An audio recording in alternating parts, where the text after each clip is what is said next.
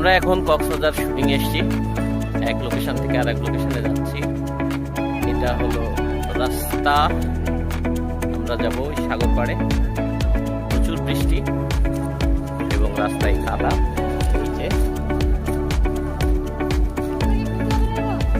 এই হলো রাস্তার অবস্থা।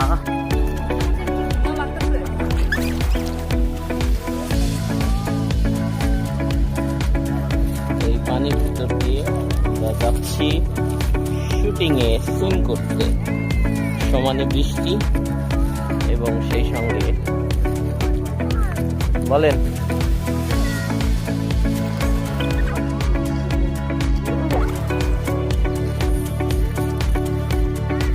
সৌভাগ্যবশত একটা পলিথিন ছিল ব্যাগে, এটা এখন আমার মাথায়।